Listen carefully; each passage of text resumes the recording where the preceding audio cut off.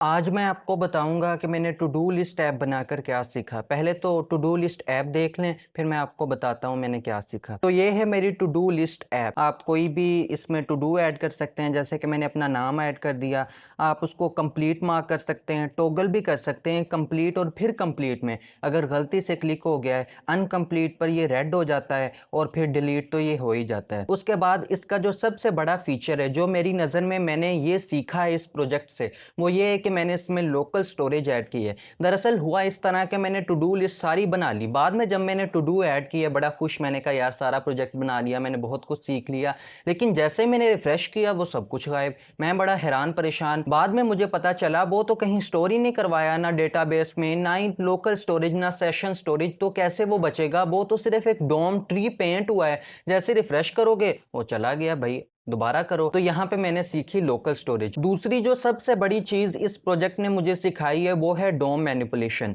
जब मैं ट्यूटोरियल देख रहा था तो मेरे दिल में हमेशा ये ख्याल आता था, ये हमें क्या पढ़ा रहे हैं? Document dot query selector, add class list, ये नोड, ये क्या होते हैं? अगर आपने HTML लिखनी है तो जाके HTML फाइल में लिख दो। ये जावास्क्रिप्ट के अंदर HTML क्यों घुसा रहे हैं? कुछ समझ नहीं आ रही थी मुझे। लेकिन तब मुझे ये पता नहीं था कि डायनामिक चीज़ें भी ऐड करनी होती हैं। ये थोड़ी होता है कि आपने खुद ही सारा कुछ यूज़र को सामने बनाकर दे दिया तो वो डायनामिकली कैसे काम करेगा। तब मैंने ये प्रोजेक्ट बनाया और मुझे पता चला ये नोड क्या होते हैं, ये क्लास लिस्ट, ये क्वेरी सिलेक्टर, क्रिएट एलिमेंट, ये सब कुछ मुझे तब जाके क्लियर हुआ। तो बहुत सारी बातें हो गई हैं। अब इसके कोड का भी मुजाहरा कर लेते हैं। ये सिंपल सा इनपुट बटन है जो कि हमें इनपुट की वैल्यू देगा जो भी यूज़र ने ऐड किया। ये नीचे submit button, new list button, और ये लिस्ट मैंने पहले ही उधर एक टैग बना के रख लिया है ताकि जब भी कोई भी new to do list add होगी वो इसके अंदर होगी। नीचे ये जो मैं बात कर रहा था लोकल स्टोरेज की, यहाँ पे मुझे जाके समझ आई लोकल स्टोरेज क्या काम करती है। लेकिन ये बाद में बात करते हैं, डायरेक्ट नीचे चलते हैं जहाँ पे इनपुट हम ले रहे हैं।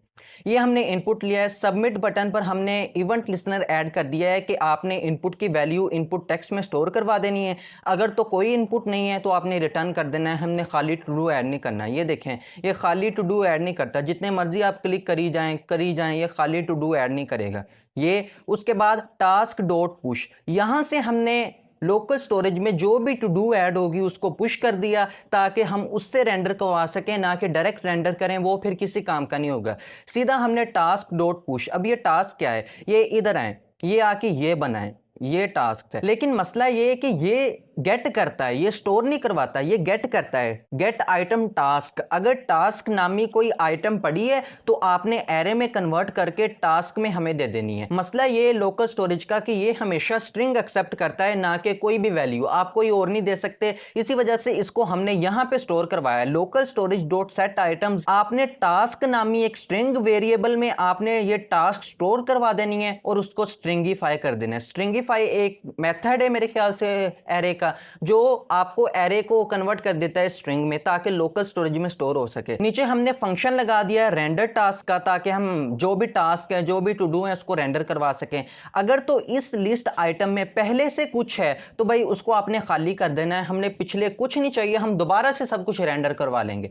टास्क डॉट फॉर ईच, ये फॉर ईच हमने लूप लगा दिया है। नीचे हमने डॉक्यूमेंट डॉट क्रिएट एलिमेंट से एक हमने एलिमेंट क्रिएट कर लिया li से, जो हम इसमें स्टोर करवाएंगे। अब यहां आके मुझे समझ आई कि ये जो क्रिएट एलिमेंट है ये किस काम आता है। हम डायरेक्ट HTML से नहीं बना सकते, डायनामिकली चीजें भी बनानी पड़ती हैं। अब न्यू लिस्ट नामी एक जो हमारे पास एलिमेंट है, उसके अंदर एलिमेंट इनसाइड लिस्ट, ये हमने क्रिएट करवाया स्पैन टाइप का, ताकि हम इसके अंदर टेक्स्ट लिख सकें, क्योंकि सामने बटन भी आएंगे। स्पैन डिव को ऑल्टरनेटिव है। ऑल्टरनेटिव इस वजह से कि डिव जो है वो पूरी स्पेस ले लेता है, लेकिन स्पैन उतनी लेता है जितनी उसको चाहिए होती है। तो नीचे हमने अपेंड कर दिया उसमें से। ये जो स्टाइलिंग आ रही है इधर, ये आप अगर इधर टू डू कोई ऐड करें, ये हमने ऐड कर दिया, इधर ये स्टाइलिंग आ रही है। ये HTML धीमा हो रहा है, उसके ऊपर लाइन थ्रू आ रही है, ये बटन भी हो रहा है, तो ये स्टाइलिंग इधर से ऐड हो रही है। अगर तो टास्क का स्टेटस कंप्लीटेड है तो आपने ये स्टाइलिंग कर देनी है। नीचे ये टास्क डॉट कंप्लीटेड, हाँ, ये बटन की भी ओपेसिटी चेंज हो रही है। ये देखें, अगर जोन सा हम बटन क्लिक करेंगे वो पता चलेगा कि ये क्लिक हुआ है। जैसे अब अनकंप्लीट क्लिक हुआ है तो ये धीमा हो गया है, ओपेसिटी कम हो गई इसकी, तो ये यहां से होता है। उसके नीचे आ जाएं तो ये हमने अपेंड कर दिया। ये अपेंड चाइल्ड, मुझे अब समझ आया कि ये चाइल्ड नोड क्या होते हैं, पेरेंट नोड क्या होता है, नोड होते ही क्या हैं, ये मुझे इस प्रोजेक्ट ने बताया। उसके नीचे ये कंप्लीट बटन पर इवेंट लिस्टनर ऐड कर दिया है। अगर हो जाए तो आपने उसका स्टेटस चेंज कर देना है और फिर सेव भी करवा देना है और फिर दोबारा से रेंडर करवाना है। ये अगर हम कंप्लीट बटन क्लिक करते हैं तो पहले जाके ये सेव होता है लोकल स्टोरेज में, फिर दोबारा ये रेंडर करवा के लाता है ताकि डॉक्यूमेंट जो है हमारी जो ऐप है वो इंटैक्ट रहे लोकल स्टोरेज से, कोई डाटा पुराना ना हो जाए। नीचे अनकंप्लीट बटन पर भी वही फंक्शनैलिटी और डिलीट बटन, ये एरे का मेथड है सप्लाइज, आपने डिलीट करवाना है वो हो जाएगा। और फिर ये वही चीजें, अगर न्यू लिस्ट क्लिक होगा तो क्या होगा, आपने जो टास्क है उसको एम्प्टी एरे बना देना है, सेव भी कर देना है और रेंडर तो क्या ही करवाना है, जब कुछ होगा ही नहीं तो रेंडर भी नहीं होगा। नीचे ये फिर ये जब आप रिफ्रेश करते हैं तो ये दोबारा चेंज होकर आता है। ये मैंने एक एनिमेशन ऐड की है, मुझे बड़ी पसंद है टाइपराइटर इफेक्ट, ये मुझे बड़ा अच्छा लगता है। बाकी ये था मेरा टू डू लिस्ट ऐप। काफ़ी कुछ सीखा मैंने, डोम मैनिपुलेशन, लोकल स्टोरेज और बहुत कुछ ज़्यादा जो बातों में नहीं बयान हो सकता। छोटी छोटी चीज़ें होती हैं जो प्रोजेक्ट बना के ही सीखते हैं। बाकी इसका कोड आपको मेरी गिटहब रेपो पर मिल जाएगा। आप कोई इंप्रूवमेंट हो सके तो वो भी मुझे बता सकते हैं। बाकी कोड भी आप डाउनलोड कर सकते हैं और सब कुछ कर सकते हैं। बाकी खुदा हाफिज़ और अस्सलामु अलैकुम।